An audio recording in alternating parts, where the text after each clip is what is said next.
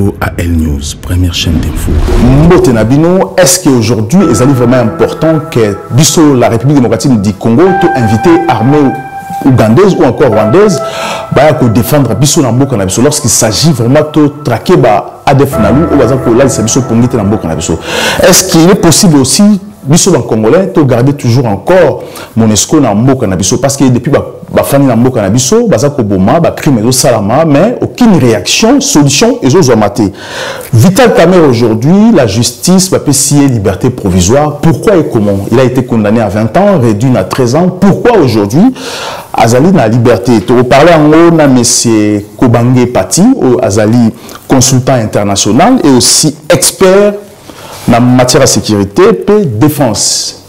Monsieur Kobange, bonsoir. Bonsoir. Et aussi Monsieur Kamani Pascal, analyste politique. Monsieur Kamani, bonsoir. Bonsoir, monsieur. Monsieur Kobange, étant qu'expert il y a défense et sécurité, est-ce qu'aujourd'hui, c'est important que Bisso na Congo aujourd'hui, tout ça l'appelle la armée ougandaise ou encore burundaise pour défendre la République démocratique du Congo, en sachant que tout ça a déjà un conflit énorme na bango. Omoni, sujet moko où ils ont interpellé vraiment bana yamboka nyonso parce que ils ont le bamapé na sens où mudio surtout ndenge ka congolaise la kasoka yoki likambo oya yoka kika ngona nde ya ko bandi ko tambosa yango na ndenge ya lengi mais surtout bito kende na fond ya likambo ndenge zawana ndenge salami ezali na ba principe moko régalien oyo mutu nyonso tu mokonzi nyonso tu il faut alanda yango pe asalela yango parce que il y a des institutions établies pour ça président de la République a un droit de veto mais il faut passer toujours par respect na législation c'est-à-dire que parlement il faut azala informer tout d'abord batala dans quel contexte batuwana bakoki kokota na mboka na biso ezaka ka bangote cause la paix la France cause la nani mboka musu nyoso o ya mokili ou que tous en avons une coopération militaire parce que il faut tout d'abord avoir signé une coopération militaire. Une coopération militaire malgré que parce qu'il ne faut pas oublier qu'à chaque fois tout ça la coopération militaire n'a pas toujours pour violer la loi à respecter la coopération militaire de fait ou netiwana tout ça n'a jamais un engagement que le lot ce qui est état d'agression ce qui va agresser une partie donc partie on a mon sous à côté donc va agresser mboka oyo tous assure que tous allez na balier oyo baroya ko côté la biso mais est-ce que Ouganda a allié na biso? Ce n'est pas le cas. Bon, c'est tout d'abord toujours qu'il y a un principe parce que au moment na lingaka mingo solo la makambo ya Congo avec beaucoup vraiment de sérieux parce que mboka na biso et comment nango eloko moko comment moule moko boye c'est-à-dire que pour na ba distraire bino ba créer événement moko botiki nan boye ezalaki wana boké ko landa o mususu net mikolo on ne parlera plus na makambo les cas qui o bazolo ba non c'est-à-dire seni ban tout ça et ko ça la souté siko batnu surtout kaka non Ouganda au moins temps ezali précieux dans la vie d'une institution, dans une république, chaque minute est une importance dans parce que le programme, nous surtout les avons respecté, selon calendrier, tableau de bord au gouvernement est en mais ceux qui tout ça se distraire parce que le coup est salamé, mais c'est fait exprès justement. C'est fait exprès. Parce que je tiens juste à rappeler que l'autre fois, le Rwanda a signé un accord au Congo, jusqu'à ce que, comme il faut, en 2008, Vital Kamerhe est président du Parlement Nabiso, tant que le Rwanda a continué au Congo. À l'époque, pour créer PNA Burundi, il a fallu que le Bango Bandambo et l'île Nabiso pour que Pézon, mais ça n'a jamais été le cas, alors qu'on vivait dans l'île Nabiso pour les quitté. Alors pourquoi maintenant tous ces militaires, tous ces gens, tous ces pays, parce que aujourd'hui, Paul Kagame, qui est fruit de Museveni, et Museveni aussi est fruit de la République démocratique du Congo. Mais qu'est-ce qui fait qu'aujourd'hui, l'Ouganda ne respecte pas les Congolais, sachant que c'est un produit congolais? Bon, dans le cas où le lobby, au moins, question Moutou a changé en fait par rapport à l'intérêt.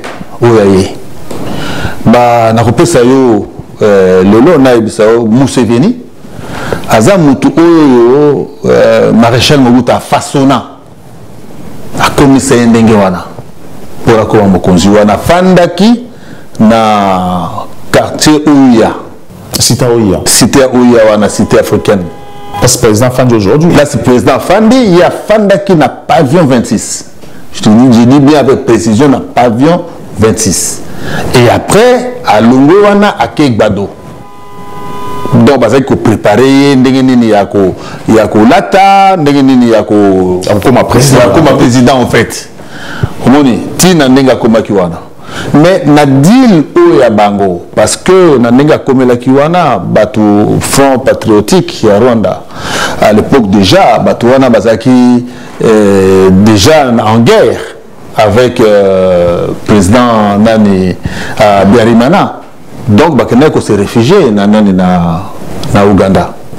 Alors le coup là ils déjà battu moko parce qu'il y a une main d'œuvre il y a pour maintenir Ouganda en paix, tout ça.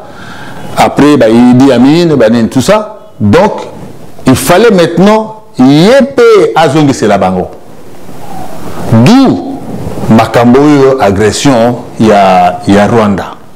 FPR va attaquer nani Rwanda tango président Aberimana Azali.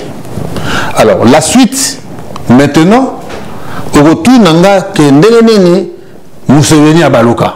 Et justement comment dit mais il y a que Baluka pour nani l'intérêt.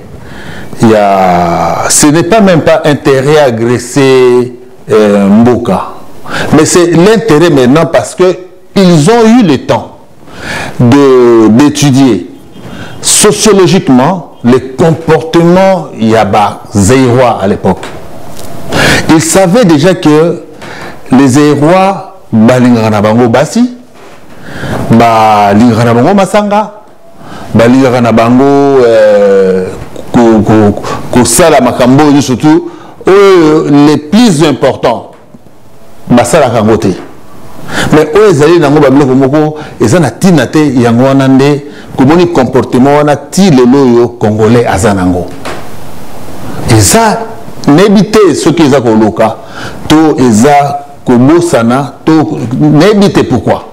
C'est-à-dire que eux ils allaient important na fandaka mingi na bandeko toza ko discuter mais na linga pe ko discuter les sous-soutés vu Moussala Nanga vu parce que même ceux qui n'ont lobby nos vérités au monde congolais à Rolbano que non ce n'est pas vrai tu comprends ceux qui ont lobby nos vérités bon non ils ont soloté et tout ça et puis bon magamuso zali tabaka lelo biso mutuzali na ba tuzana ba science où il y a défense, science et sécurité, toujours ça na bamboka toujours qu'il y a une mission misusu na bamboka misusu toujours pour rendre service na bamboka autofandi.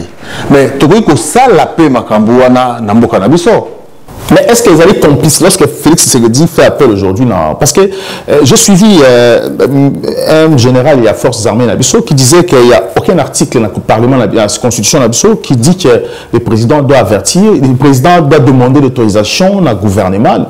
Et ça qui était à l'occasion ça n'existe pas. Alors que cet article existe, 140 ans dans la Constitution Nabiso qui dit que le président doit consulter les deux chambres et aussi surtout Conseil à sécurité en Mboka, ce qui n'était pas le cas. Alors lorsque Félix Tshisekedi fait appel dans Ouganda comme ça, sans consulter, la République, consulter l'institution et aussi informer, parce que l'article de la Constitution dit obligatoirement que le président doit informer la population, parce qu'il faut que la population ait parce que guerre Kozala, comment s'est dépassé lorsqu'il est président à Sali à monter. Est-ce que c'est une trahison ou pas? Question à yo, au lobby président de la République.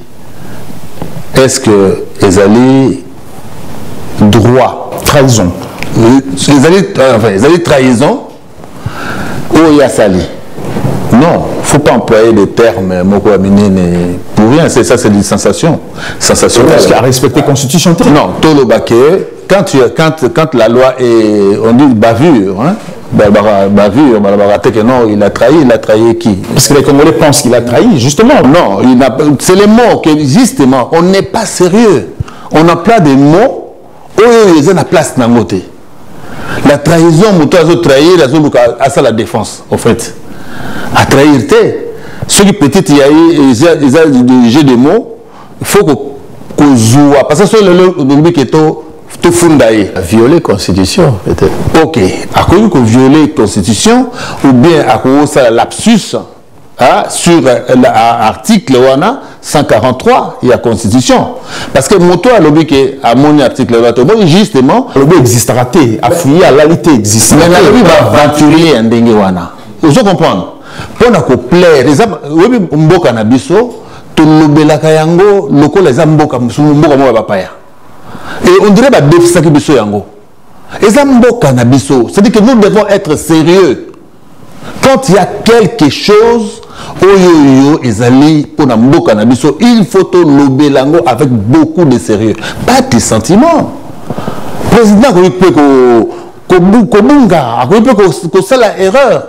Mais il faut te ramener la raison. Pour que Makambouana et ça la makale sous-souté. Et ça bien acte nae à Bengisi Ouganda, quoi qu'il en soit. Mais on va arriver là. Malgré nos problèmes que tous en Bango, ils nous doivent de l'argent, ils ont pas créé guerre dans le ils ont tué les gens, malgré tous ces problèmes. Non, Nazotia maintenant, Ouganda, comme une armée régulière, hein, il y a mboka moko boye sans naïba makam na fana sakena loba banani ba grief ou makam nyosto Ouganda sala pa na biso. Sinon autrement na lobby yango la cinquième même déclaration Mikolo Eleki sur ça. C'est-à-dire que comment biso moko na lobby yango bien biso ba congolais tous à sécurité. Pourquoi tous à la sécurité? Voilà, allez-y. Donc, tout ça, c'est sécurité pour l'année. Qu'est-ce qui vaut cette armée? Il y a Ouganda. Et l'autre mon côté, je vous dis, et l'autre mon côté. Je vais te dire une chose. Au moment où Kagame Dengazawana, Bakuri ya Sala, Yangonga na Sala. Tu comprends? À terme armé, militairement. Oui. Et en plus, il s'est perfectionné dans la stratégie. Tu comprends ça? Mais ceux qui bozangi batu oyo basana biloka mutuya ya koyeba que non, en temps de guerre, qu'est-ce qu'il faut faire? On peut commencer là et on peut en finir là, de l'autre côté. C'est ça, bah, jeu, ce sont des tactiques. Ce sont des tactiques, mais on n'a pas. Mais c'est comment dire?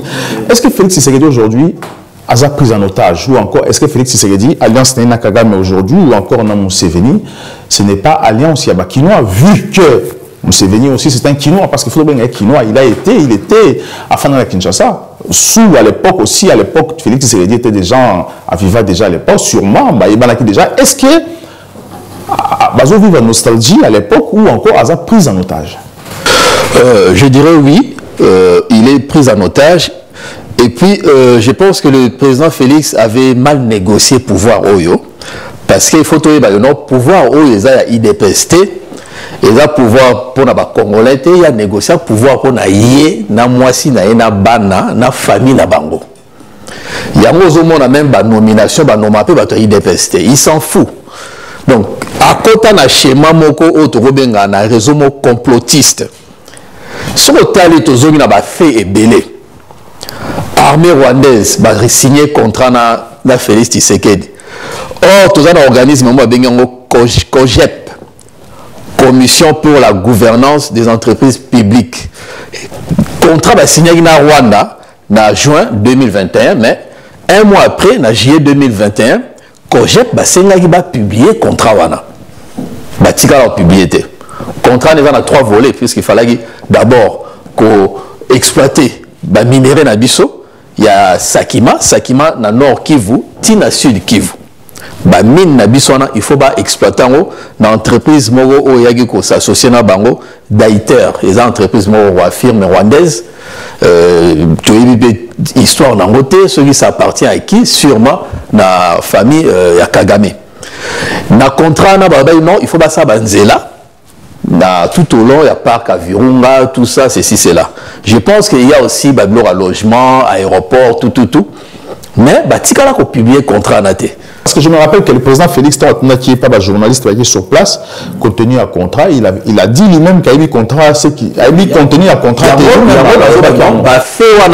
Parce que contrat vous signé, vous publiez une loi, il y a mine et lobby, que non, il faut publier un contrat un mois après, signature, bah publier. Déjà, il y a un protocole d'accord.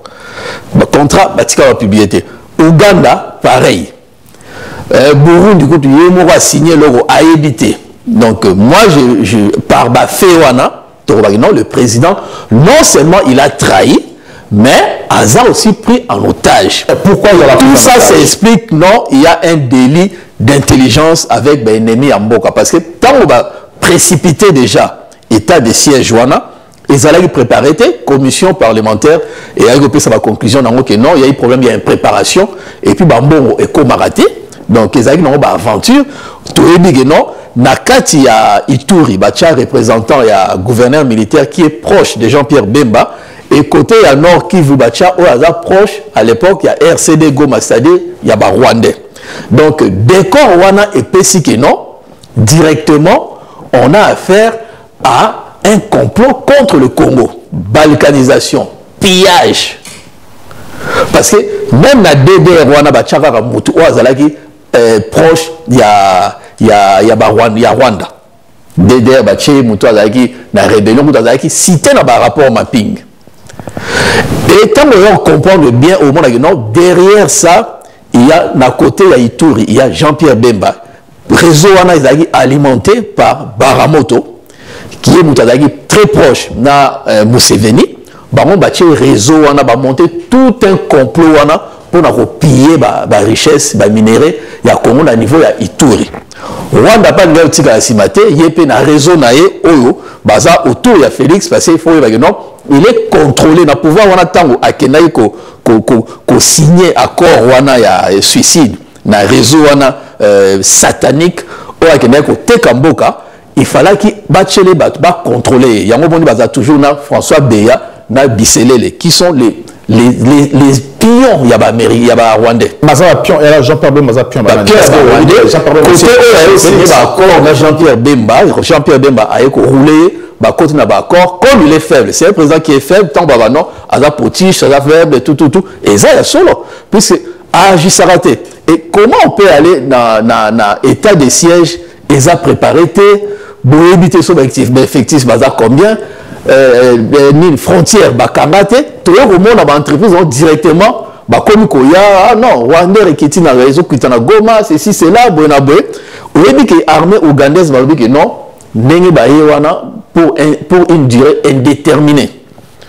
Parlement na biso comme Félix a dit que nous avons juste un décor potiche mélange à immoralité na cupidité na opprobre nyoso a dit que non il n'a rien à foutre na batouana. Mais est-ce que il a rappelé le roman boy dit que non, quand on parle de martyrs de Pentecôte les 1er juin 1966 il y a eu Kimba Bamba Anani Mayamba Oba Boma qui innocent Oba Boma na makila na personne ba creva ba misu après ba yo boma bango ba innocent parce que Mobutu a piégé bango na ba officier mo obayaki ba solliciter bango pour ba sala ba monter mini complot mo contre coup d'état contre Mobutu, c'était monté de toutes pièces. Mais il faut y ba cause na ngeza la nini parce que Mobutu alingaki a changé loi pour l'ordonnance, ils allaient toujours soumise à l'Assemblée nationale. À l'époque, il y avait ceux qui allaient deux chambres, je pense. Il fallait qu'ils aient approbation et Parlement. Mais le coup là, les députés, je pense qu'ils allaient peut-être Bamba, Mouta Téléméraki Ango, Anani, non. Mais comment se fait-il non? Ça a une motion. Ceux qui ont dit Ango, Tokozale Soussou, na rôle nabiso, il y a des députés, il y a des parlementaires.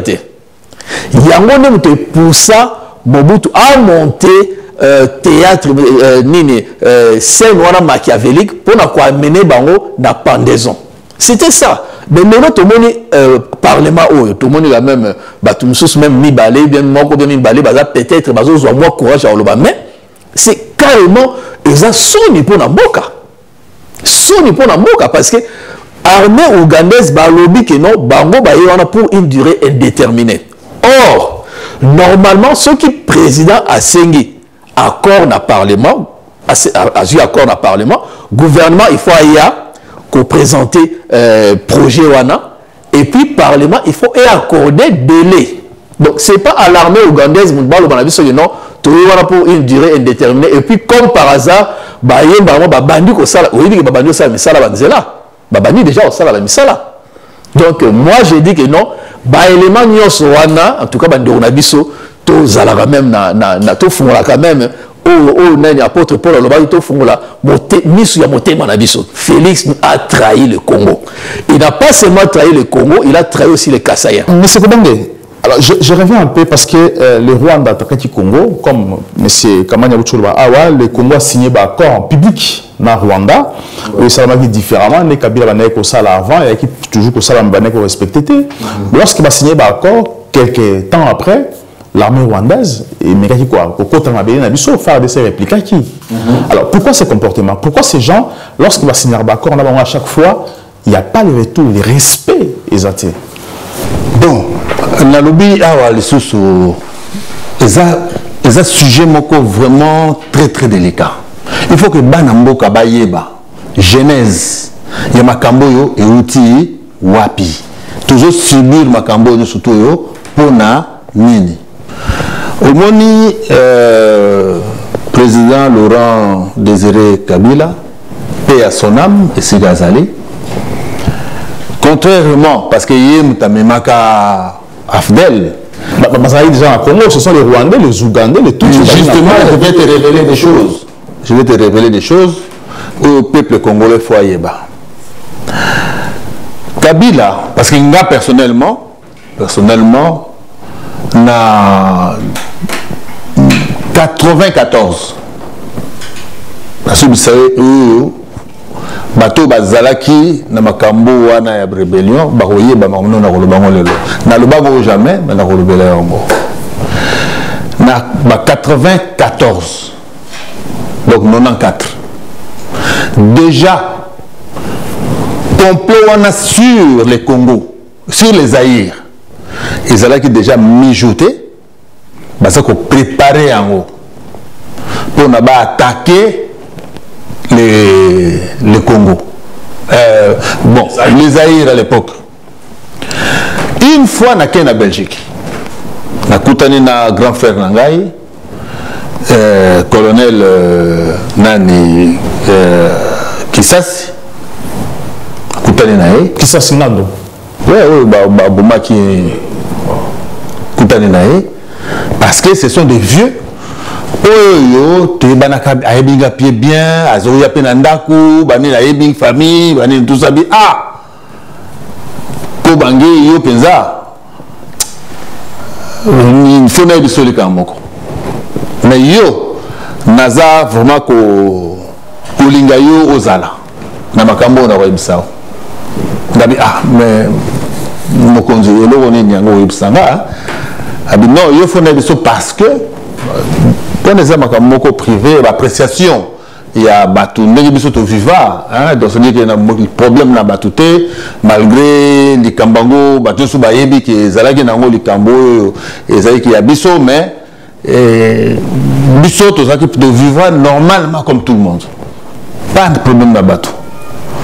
Alors, na Baki, et puis Bazoya Nandaku. Bazoya Nandaku, il passe sur Moko, juste quelques voisins. Mamadou, azoye pa na ye, piso balongo wana ba ye et pas na biso. Kolia. Hein? Alors, tu es banaki depuis Kala. Alors, binanga, toujours ça la réunion moko, hein? Pour na tolongo la maréchal. Alors, na sekaki. Na seki? Na bine, non? Vous rigolez ou quoi? Bon, ça dit, bon, la maréchal. Ah, est-ce que c'est beau coca? Na mona on est aventure. Abinanga non. Yo na zolo banayo parce que vous a vraiment petit nanga. Quand même, il faut vous allez être représentant, hein, net Équateur. Bon, je vais réfléchir. La Zongi, France. La zone bien à 94. Na bon, na yebisi l'ambassade. Batou basaki l'ambassade, chancelier, banane tout ça. Parce que vous en avez mis surtout na bitala. Les Cambouboyés, ils ont salama. Babenanga tika kamone bandaka ndengwana ba c'est le côté. Ah bah c'est le côté. OK. Nabi bon, probablement besoin ba bongo pour mes athées, mais ngana za na contact na colonel et tout. Na tindi sikoyo petit na biso moko zaki na DSP. Nabi non yo kende okota. Ndaso na koti erubima mabe balba on a trahir. Vous comprenez? Mais il faut kota kuna comme ça oui bisanga d'information d'évolution ba kamino surtout. Alors réunion sur ça ma pesa na mons. Bato ba yebi likambo yo ya zoloba ba ko loba simananga. Ce des vrai, tous les vérité. Bah ça la réunion na mons. Financée par qui? Par l'Allemagne. Justement. Tu comprends? Financé par l'Allemagne. Dotation na période où on a yaki, dotation déjà kisi, bureau de surtout sali que pesa kabadani soldats azalanango na temps de guerre au fait. Pesa kezo kende tout na Rwanda. Et puis sali sikoyo, sali nini bataillon moko. Oyo batindaka bango na Israël. Moni na petit wana oyo ngana kotsaki yepa kendaka Israël. Moni sans que bango bayeba ke nga salaki wana. Siko bango babenga ngaka ah bitenge nini yo yakate bitenge nini tout ça ngabi non est-ce que lo banga bina antenne même sur le lobby de toute façon makami surtout et c'est scellé donc viwana akende kaka. Likambo na zoloba bande konanga moko propre bako témoigner parce que bazali ko ndimate oboni mutu soka comme cynique 32 ans il y a pouvoir déjà on a zaina ba 30 ans ce qui nani combien 20 28 ans il y a pouvoir hein? Donc nana on ndimake ndenge Mobutu azalaki wana qui azali pe na ba faiblesse moko boy déjà basi ba bebisa armée basi bateka ki do basi ba somba ki armement nyoso ya phase parce que moi je me rappelle que na ebi na matadi na 96 97 95 tant où Jean pardon que moi donc pas ma ministre na 95 ba somba ki armement contre Afdel ba qui na ba engin c'est kufa et tika aujourd'hui et tika comme biké qu'on a vu il y a matadi na wana ba somba ba wana comme to comme na 96 oui tu vois mais na zo ba avant même la préparatif nyo surtout wana fait mon ami nani colonel aussi nani Mira Nzoku akomaka ambassadeur awa on parlait de ça au fait parce que nana ezaki neti donc grand frère na petit donc le kamumoko hein il y a un bon bezate quoi en fait. Ah non, ayo zakano cool. Ayo kutu makamano zakana ngote banen tout ça. Mais nazo ebisa bande konanga. Tala. Makambo zabuye. Na yebisi même na président de la République. Na yebisi même na entourage. Donc nazo lo ba oyo bato ba kolandanga oyo bazaki na tangu wana. Mais na tangu wana bango ba boy ko le président de la République à l'époque ayoka ki mende parce que ayoka ki yote memba ayoka ki mende lorsque a été bango. Mende na lobby hein tangu obi Mobutu c'est nibaka oneti président Félix lelo azo subir quand tu es mal entouré, et puis bah yo, hein, t'as le cambo et les même on a les boulots. Ce sont tes conseillers na yo ou aux autres conseillers spécial. Ceux qui ont mutu ou azali mutu mo baza na vision. Alors le que non, makambo to talela yango. Omoni to landela yango. Ngai moko nazolo bayango lelo ezaneti na fungoli motema nanga ezana ba livre na baki na okoma na fungoleli yo na ebite pori nazolo bango lelo ngai na sala rapport ngai na kenda na Allemagne na sala rapport na pesa rapport wana président aye malade Mobutu Tangwana aye malade aza na Nice na sala rapport na pesa mwana donc naloba leki nanga mwana nanga moko na otanga kombote akosoka la ndenge akoyeba na pesa ye mikanda la bikende koyebisa kende ko pesa ngo à main propre parce que qui proche oui na bikende ko pesa yango en main propre ce qui a payé réponse te kozongela ngate il faut kaka ozongela nga awa ce qui a payé réponse ya makambo oyo et jusqu'aujourd'hui pas de réponse yokanga oboni lelo yo nazo mona mokili na biso lezo kende yango nazo loba biso moko photo za la sérieux soki lelo yo balobi ke o conduire mboka lokola Congo ezali ezana ngo tabute il faut landa ba détail il faut landa ka ba détail za la totanga au sala il faut landa ba détail tanga au sala non c'est dire que otanga au sala mutu yo surtout asalaka soki otanga au sala mais na lobi il faut organiser ce qu'on a battu oyo formation. Monsieur Kobangé, lorsque vous passez cette explication, vous pensez que ce qui se passe aujourd'hui aussi, l'Ouganda a un risque pour le président Félix Tshisekedi, parce qu'il faut renverser peut-être vu.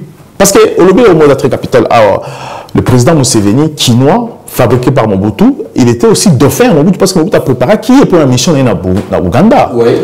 Donc il a trahi Mobutu, et aujourd'hui, proche à Félix Tshisekedi, est-ce que lorsque vous avez relaté les solos aux Obama, peut-être que Museveni, au Rwanda aussi, va renverser Félix Tshisekedi pour l'ambition là-bas. Bon, un terrain, il y a battu des années. Un terrain, il va récupérer une partie de la balkanisation du Congo. Depuis toujours. Mobutu s'y est opposé. Il y a un langage le Congo sera un et indivisible. Même s'il faut faire le pacte avec les diables, le Congo est aussi dans le Congo. Il y a les lotés. Parce que le Senga est en Oboui. Le Senga est, bon, moni Batouana, ndenge Bakima, na Ouganda, banene tout ça. Puis ça, on a une partie, et moi que pas na yo, il y a le baka niente. Congo et Koutikala, ndenge Zaire Tangwana ou Congo et Koutikala, ndenge wana. Mais tant Laurent Désiré Kabila a yé.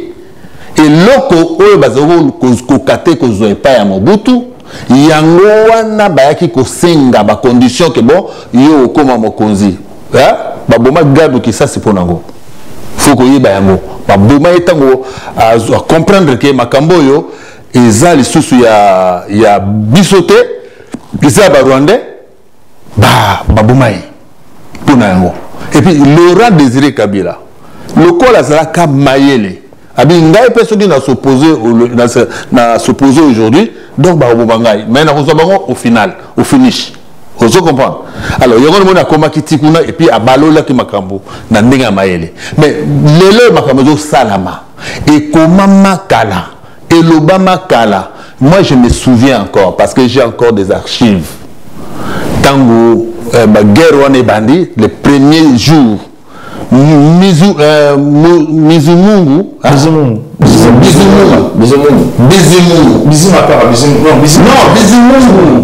avec le président Rwanda Alors le col bataki nani moto na ba Kagame on a que à fois sa déclaration le col esaye azalaki wana président alors que non biso tozo bunda ko na to récupérer partie ya terre na biso faut bolanda ka bien baloba ka ngeza des sonnettes d'alarme avec président ça qui président alors que non ba terre na biso ba mindele ba kolo ba kata ngo biente yango na siko biso il faut to récupérer terre na biso et puis deux tant Kagame a commis président à lobby boy ta omoni batuana bazana bango batu moko bazana bango tinate peuple moko tinate donc bo pesanga peuple wana na coloniser bango je dis bien les mots bopesa ngai peuple wana na coloniser bango parce que bazana biloko oyo eza na maboko na bango makambo oyo eza na epa na bango bakoki jamais pe bakosala nango eloko te alors bopesa ngai peuple wana na coloniser bango mais je pense bien que vraiment bravo a réussi ça kuna ye mais pas 100%. mais na lobby a réussi ça kuna ye. Mais est-ce qu'aujourd'hui, il faut regarder Monusco dans le Congo aujourd'hui? Est-ce qu'il faut vraiment Monusco bâtir dans le Congo, vu ce qui se passe? Parce aussi qu'on accompagner le génocide dans le Congo. Monusco, dans le plan, nous sommes un plan monté. Ils ont monté de toutes pièces. Accompagné par Monusco. Accompagné. Donc, c'est-à-dire que, beaucoup de rien, comme ça n'a été. On a des détails. Donc,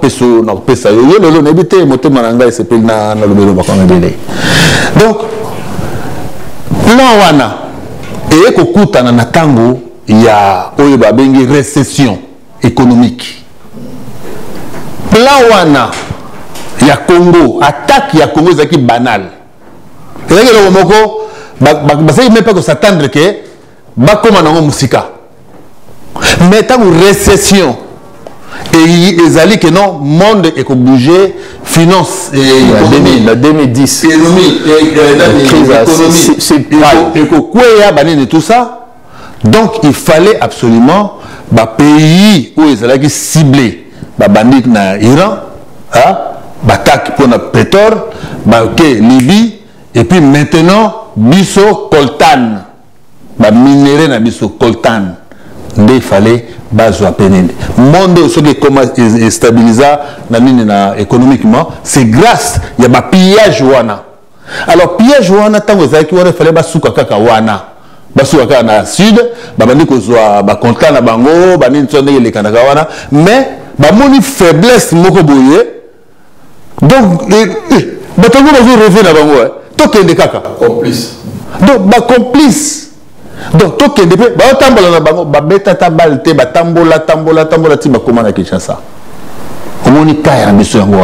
nous sommes jamais sérieux quand on parle de nous, on parle de notre pays, de nos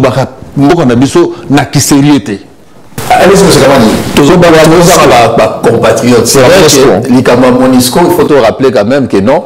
DJ il y a maintien de la paix il y a un niveau il y a ONU branche où il y a maintien de la paix et ça 7 milliards de dollars annuels mais dans Congo écoute Arabie c'est presque 1 milliard 200 à peu près entre 1 milliard 200 milliards de dollars 1 milliard 398 dans les 300 à peu près milliards de dollars par an.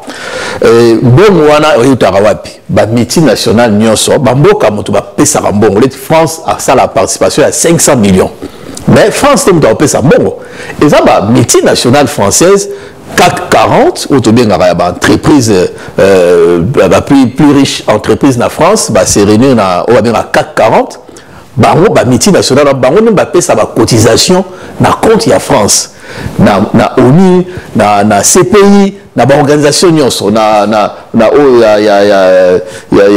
tout ce qui touche à l'organisation internationale G20 COP 21 blo nyonso wana donc ba entreprise nem te paie c'est la France ba cotisation or ba entreprise wana au retour il faut l'état accompagner bango ba récupérer eloko oyo ba lingi donc si vous êtes Bolloré lelo ou Bouygues autant sous na PC exemple dans sous Vinci au total bah PC de France dans sous cotisation dans sous na UNESCO ou bien le mois bon mais il faut pas récupérer quelque part pour pas récupérer bah on a besoin à l'État à accompagner bango armée française à accompagner bango bah qui nous récupérer ou bah récupérer donc il faut pas maquiller MONUSCO wana et zalawana na 1,2 milliard et bango bah on paie ça mais bah qu'on récupérer peut-être 10 fois plus voire même 20 fois plus.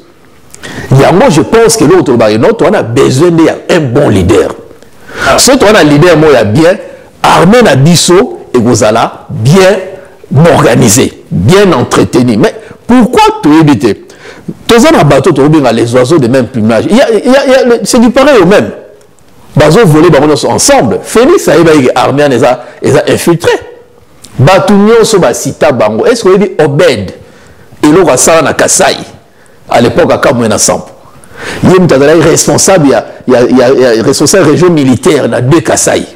Mais on a tué les gens. Au Zouye un Rwandais, au tient responsable, il y a renseignement dans la logistique. Il y a FARDC. À Koutaki ou à Tchéye? À Tchéye, à l'Omone, on a Tchéye, ce qu'on a Est. Azar surtout affecté dans Est. Donc contrôler tout. Tous les mouvements, logistique, renseignement, c'est lui qui contrôle ça. Or, Azar très proche à Kagame. En route, Matissa, Tango Fort, comme c'est général de brigade, il y a 500 généraux dans Boga Moudma. Boganya, Bamatsara Moudou, ceux qui ont gagné guerre Moroboé, mission Moroboé. Mais comment se fait dire guerre Moro il y a 20 ans, Bogoro aussi, sans voter? Mais il y a une vraiment humiliation, armée ougandaise, et il y a si vous voulez, non, Tozana pour une durée indéterminée. Mais c'est vraiment, moi je pense que non, Félix a continué l'histoire. Néga en France, Louis XV, le roi le plus faible dans l'histoire, il y a royauté en France. Et c'est Félix qui a, on peut le qualifier comme ça, c'est vraiment le Congolais le plus faible dans l'histoire à Congo. Le Congolais le plus faible dans l'histoire à Congo, mais... Et aussi un traître. Baro trahir à niveau à la tête. Kabila, on peut comprendre, il est étranger. Mais c'est ce qui est bizarre. Ayaki wana, la volonté, il y a peuple congolais, la volonté, il y a bateau, Bayaki nae, étranger, on a combattu pour botter ces mecs dehors. Mais c'est que bizarre, Kabila, pourquoi Kabila a signé l'accord au Félix a signé aujourd'hui, tu peux savoir Rwandais aussi, Babouné, accès, Magas Namboka. Mais moi, quand a géré n'a pas accord. On a parlé là de la constitution, violation. Moi, je suis allé oh, il y a déjà des accords. Il y a des accords, il y a Kagame, il y a il y a Nairobi, il y a Kingakati, il y a accords, il y a coulisses, il y a signé Bemba, il y a Katumbi, il y a Bahati, il y a beaucoup de géré dans l'accord. Oh, Kabila, ça l'a quitté. Oh, Kabila, peut-être, ça l'a quitté, Nenga, Obata, mais Félix, ça l'a Nenga, il s'en fout, il y a évasif. Et tant que ça l'a bloqué, je pense qu'à un certain moment, on comprend le nom, Moutou a commis obsédé. Il Moutou soit commis obsédé, donc Maïe les a sautés. Moutou a possédé à cause d'un mois Maïe. Alors, non, Bouena Salagi m'a bé, Bouena Salagi, mais Moutou soit comme un niveau d'obsession. Et ça a été, même là, fidèle, il y a parti d'ailleurs. Bango Nyon, c'est pas comme une dégue boko. Attends, il y a bango boye. Ah, on a boye, mais on expliquait les autres à comprendre, Nathan Mouké. Mais bon, dans ce temps, on a zoné l'esprit, il y a religion, on a secte, avec Dieu, on a Tshisekedi.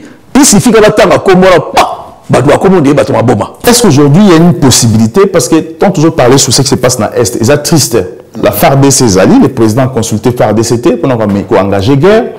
Est-ce qu'aujourd'hui, on a vu sur la FARDC dans l'Est, est-ce qu'il va être aussi à l'aise face il y a armée ougandaise? Parce que déjà, la majorité militaire aujourd'hui va se plaindre en disant que le ministre de la Défense, ce n'est pas un Congolais. Est-ce qu'aujourd'hui, vous allez aussi à l'aise? Est-ce qu'aujourd'hui aussi, il y a possibilité pour réformer cette armée et ils vont pouvoir en temps plein lutter contre ce qui se passe dans le Congo? C'est soutenir le bosso Bandekonanga au Bazana Front. Les Congolais, bandimi, ils dans des conditions difficiles où ils ont se présenter face à un jeu où ils ont dans l'Est, bandimi quand même qu'il faut soutenir, bounder la école. Malgré ma passe si bazomona, Donc j'en sais, je connais beaucoup. Alors, au moment où surtout, je répète encore. Au moment où Rwanda, Banani, Ouganda, ce sont des milices. Ils ont armés. Ils ont armés. Ils ont milices. Donc, na lobby, ils ont milice pour nani. Tout na naro le bango, na ndenga na meye biboye, na obinga ba croix rouge. Baza armés. Au moment ex-phase. Mais Mamadou Ndala. Na lobby bien encore. Mamadou Ndala qui me sait pas moi. Moni yango na ina loba. Au moment ex-phase. Au moment ba soldat ya MLC. Ou bazaki formé par les ex-phase. Ba ex-phase basilate bazali. Bazali wana. Bana mboka oyo bazali éparpillé na mokili bazali. Donc oyo bazozwa omoni basala ma armée moko boye pour na kaka ko sala kaka ke ezala décor quoi. Décor y armée. Mais ba vrai bazali. Mais ba koli peut aussi. Même si ba veiller. On a des soldats silaka. Le monde est-ce qu'il y a des soldats silés? OK, na front. Oui, ceux qui sont ngai, ceux qui na lobby. Na lobby, ceux qui ba pesingai bataillon moko boy. Na former bango na ngolima o ngaza nango. Na kopesa bango motivation o ngaza nango, na kopesa bango expertise o ngaza nango, na kolakisa bango musala de façon que bazala lokolanga. Comment instructeur? C'est Kobange, pardon, juste, n'a rappelé, attends-moi une question, mais est-ce que vous êtes sûr que non, sur l'élo, mais est-ce qu'avec le système où ils ont na Félix, na Batunae, ou na Swazana Bangwana, est-ce qu'il peut s'en sortir? Est-ce qu'il peut faire quelque chose? Donc il ne pourra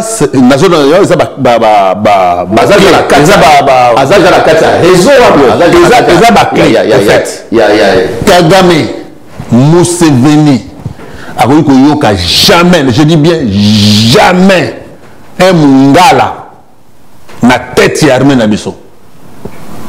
Donc ça le quoi net ou le bimisle tout diable. Mais au bâti Azangouaka, je pense, au bâti gouverneur. Est-ce que Azobang Sabango aussi ou pas?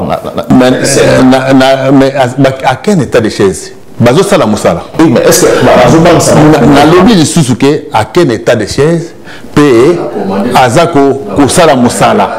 Vous comprenez? Au moment Mamadou Ndala à Kimisa M23. Tant que nous lobby trop, c'est trop. Na koyoka le Susute, na Kangi Matoi. Kaka moi batayo moko pamba bosiko Rwanda ngo balobaka baza makasi M23 buza soki combien soki 10 000 batu bazaka 500 soki 3 000 pamba bakimi sibino libela kufa M23 kufa ezongi kutu mikolo et bazongi lisusu batayo M23 wana ozomona eza likambo ya volonté pina détermination. Est-ce que vous serez bien? Pardon, parce que néné beaucoup zala obino compétition ezali tokoki kokota na compétition si mato changer ba règle té ba changer ba règle avant compétition. Or toza na kati ya président moko aza na kati ya na kati ya système. Na kati ya système wana ndenge za préétabli ba pesa yaka ko signer bo ya ko sala donc moyen abîmer sous le système wana ezate. Du coup, il faut qu'on nous casse une solution na mutu moko aza hors système pour la contrer binemi na biso. Monsieur Kamani ngina lo bal soboy omoni dans le bango lelo. Comment moi je vois les choses, parce qu'on fait des analyses sur le plan international. Félix, président Nabiso, Azali, président Oyoyo, Congolais comme tel, a confiance surtout. Omoni. Donc confiance wana, Ezali nanu. Ah, moi Namboka. 18 ans l'équipe paya banine tout ça moi na mboka yé to komona clair. C'est à lui maintenant aye bayango ce que ça wana 1 minute de plus de nazo balelo parce que confiance en les alliés. Mais est-ce que FARDC présent dans avion de guerre? Parce que est-ce que tu as un avion de guerre dans mboka na biso? Na kanisi ezate. Mais comment est-il expliqué de Mobutu aujourd'hui par armée de guerre, armée de guerre, hélicoptère, les chasse, alors que les gens mais bakosomba te bakopesa bino armée wana zolobaneza armée de façade mais bon oyo batiaki wana nazobano bon quand même 300 millions bato bayebi musala baboma bango balongola bango batika bango na baposte oyo baza même na commandement te bato bayebi musala comment moto ayebi musala moi au même moto ozoloba wana nga nazalaka na nini na mbujimai asaka nafendaka na mbujimai voilà so bed donc nani chef d'état-major général chef M aki rwandais second na ye congolais thème ya yebi ata musala moko te. Mais là, la question comment va généreux c'est vraiment la question de dossier à Vital Kamerhe. Baramoto aujourd'hui, Azak proche à président Félix, qui est approché, Makas encore pas Museveni. Alors pourquoi aujourd'hui, Azok PCP m'a été à Ozala, ça aussi faire d'essai. Bon, moi, j'ai évité ceux qui y a solo, ceux qui Baramoto Azade, ceux qui proches à. Il y a Félix par rapport à Nabi qui Baramoto a zonga déjà na tangwa Kabila et a même promu à la forme COP il y a Ituri et à état de siège oyo bâti na Ituri COP il y a Baramoto. Baramoto qui a ramené non mais pour na asalani mais pour la zora business pour bon on va comment on zolo ba faut tout ça mais attends faut tout ça la comprendre quand même parce que tanga mais pourquoi va faire appel na lobby baromba lobai non maîtriser situation non kotanga kombo ya moto ko impliquer kombo ya moto na eloko mo ezala nation eza pona mboka na biso celui de l'état de siège salami bato bazokende kobunda kuna bazokengela mboka donc c'est-à-dire que bakende kuna pona bazwa or mais Baramoto so na besoin ya kozwa or na Équateur kuna or eza kuna makasi mais na mboka na yemoko mais commandant ya gouverneur commandant ya gouverneur ya Sud Kivu bato kanga oyo akendaki oyo tinda or na Dubaï on a été sur yoka yango commandant non c'est tout à fait normal mais ko tanga motuke yé motu a branché on sait qu'on a ba officier problème ils sont là pour l'argent problème au ya Uganda problème au ya Rwanda et ça le problème il y a l'éloté et ça le problème au que nazolo bango bien président Félix ndenge tozolo bango boye soki azolandanga encore une fois nazolo bayango soki azo rester jusqu'aujourd'hui na pouvoir une minute de plus parce que na mitu ya bana mboka balobi ke non eza mwana mboka azala wana tokende na yeti to bongisa donc pour ça quelque chose moi espoir soki siko maintenant parce qu'il faut tirer la moutoupe tant au fait ils ont compris l'autre la paix mais tant à moi c'est assez ndenge na 3 ans maintenant 3 ans avec ça va mon PB oui mais à coût de changer la couleur à vouloir que quitte ça c'est comment qui changer la collaboration avant ça la montée mais c'est très important il y a un le na loba boy ce qui a zolandanga parce que c'est la première fois même très de vie il y a institution il y a c'est quand même tout ce qui est assis à côté de dossier c'est la première fois ayoka mutu azolobana avec beaucoup de sérieux c'est une mission sur la landia mon appel et puis toyebani ayebinga ayebi qui je suis et c'est qu'est-ce que je peux être capable de faire vous comprenez guerre wana soki na benga kaye na komela kaye il n'a pas répondu il n'a pas fait ceci sans problème. Mais j'ai dit une fois à changer à ceux qui ils allaient que Asenga ba conseil que comme la volonté et loko wana tout ça a besoin il y a armée ougandais tout ça a besoin Rwanda tout ça a besoin armée na biso moko parce que aujourd'hui mais on est solo ba yembe sikoyo ayeba yango vous comprendre que na le répéter yango Soki Azako Zalawana, 1 minute de plus. Parce que, ba Congolais, bana mboka, balui que non, wana za ndeko na biso, aza mwana mboka, toti kaye, asala musala, to soka salere to bongisa. Mais si ko temps ekoki pona ye, ayo kapi. Pour parler sur ce qui se passe aujourd'hui, parce que Vital Kamerhe, qui est lobby pour la Makambi, il y a 100 jours, aujourd'hui, a commis la liberté provisoire, créé mort dans la République démocratique du Congo, CPDT, Congolais, fâché, très fâché contre le président Félix Tshisekedi. Certains pensent que Félix Tshisekedi aujourd'hui a déliré, il n'a pouvoir naïf. Ça, ce sont les mots que les Congolais utilisent pour ça mécontentement avec le président ou Batiaki Montema. Mais c'est comment dit. Aujourd'hui, Vital Kamerhe a mis provisoirement. Est-ce que la Cour de cassation avait aussi droit à libérer Vital Kamerhe comme ce qui s'est passé aujourd'hui? Non, d'après ma vérification, ma recherche, on a commencé la recherche mini côté droit, côté économie, côté développement durable. En aucun cas, Cour de cassation et Bimisa Moutou. Et surtout que, il faut te rappeler bien, tu vas comprendre. Normalement, on parle de MAP, donc mandat d'arrêt provisoire ou détention préventive. Normalement, ils allaient exercer et pas à Moutou Oyaza un prévenu ou un inculpé. Un prévenu et un Moutou Oyo, porter qui est plainte, juge à l'objet, bon, ça la banquette et tout ça. Après, il y a conclusion, bon, au Lekana, jugement ou un jugement de fond. Mais un inculpé à Zanano, na niveau de instruction.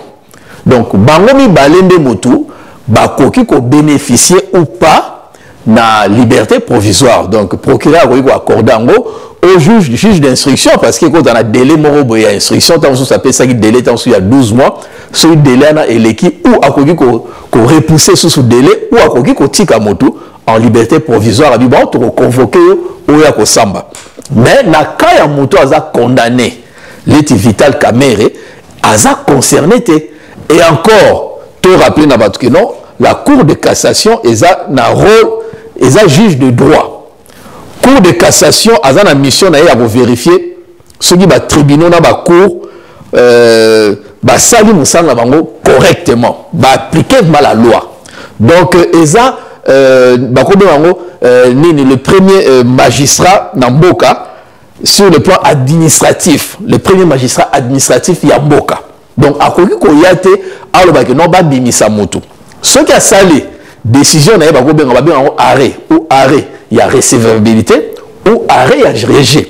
Ce qui va être en sous nom de moto oyo dossier na tout le monde ba irrégularité ezalaki ba ko zongisa sous à que sous la tribunal. Donc en aucun cas Cour de cassation ba goya ba le ba que non. Ah non, ceci, c'est là, bimisa moto na liberté provisoire. Liberté provisoire et s'appliquera pour la cas à condamner Vital Kamerhe. Et s'appliquera pour la bateau ba prévenu ou ba inculpé. Donc, c'est-à-dire bateau non ba condamné ba moté. Or, il a déjà condamné dans tribunal et puis confirmé dans la cour d'appel. Ceux qui va condamner déjà à niveau et sili. Ba cour ou ba haute cour, haute juridiction. Bango bazana te pona ko accorder la liberté provisoire parce que ils allaient normalement de toute façon passera par juge la liberté provisoire ou bien la GLD. Yende mutu soki procureur a kokiko ou mutu yemoko prévenu juge d'application de peine. Non, l'application de peine y a ya soki osa condamné. Ouais. C'est qu'il faut ça l'aménagement, il y a peine, tant sous conditionnel, tout ça, voilà. Ouais. Juge l'application de peine de Moutou, à quoi ce le cas Sarkozy, va condamner sans mandat, mais il faut ça l'aménagement à la bracelet. On a ce qu'on a comme dossier, il juge, il y a application de peine. Ce que vous avez déjà condamné. Mais pour le cas, c'est vrai que non, on parle souvent, on a effet suspensif. Effet suspensif, et ça, ceux qui qui, par exemple, condamné à premier degré dans le tribunal, quand on s'allait appel, il y a un effet suspensif. Mais il y a toujours une exécution provisoire. Même ceux qui sont suspendus dans l'appel, et au salaire appel, suspendre, il y a un effet suspensif. Suspendre maintenant exécution à peine, parce qu'il faut cour d'appel à réexaminer à qui à fond. Dans le cours d'appel, ce qui a confirmé dans condamnation, et cause attend sous à péché sous à condamner plus ou moins wana sikoyo et comme problème il y a comme condamné mais exactement ceux qui ont la suspension na effet suspensif mais il y a toujours l'exécution provisoire. L'exécution provisoire. Oui, donc c'est-à-dire au Tigani toujours dans la prison. Donc ce qui s'est passé aujourd'hui, pour Nayo, c'est quoi aujourd'hui? Ce qui s'est passé aujourd'hui, pour Nayo, justice à la question que non, tous la justice moi instrumentalisée, politisée. Parce que ça fait mal quand même, juge Koufa, monsieur Yanni, je crois, pour Namarabwa procès Oyo, Félix Tshisekedi Yemoko, après ça qui bateau, maintenant qui procès, après ça, promotion. Moi, comme président de la Cour constitutionnelle, pour qui soit avocat général, Moussou comme la Cour d'appel, le président de la Cour d'appel, il y a Kinshasa. Donc, certainement, ceux qui ont salé parce que ça travaille très bien, et puis Batou Mingi, apprécier quand même travail avec professionnalisme. Mais je pense que tous les gens du pareil au même, les oiseaux de même plumage qui volent ensemble, donc continuité un système oyo et vous n'avez pas Kabila donc juge bazana ba corrompre facilement parce que c'est vraiment une erreur grave et puis surtout eza soni pour la justice ya mboka na biso que cour la cassation et peut sa montre liberté provisoire du jamais vu dans le monde et comme la Congo le ridicule ne tue pas bah tout ça c'est normal voire même surtout la personne qui a bénéficié de ça. Voilà, M. Koubange, pensez-nous sur Libération Vital Kamerhe aujourd'hui? Bon, parce que tout est dit. À l'opinion surtout Mengai, n'a beaucoup plus ceci. C'est-à-dire qu'au moins, bateau nous surtout entaché de vols, de détournement des deniers publics. Application na bango. Il y a peine na bango, ils ont toujours suivi.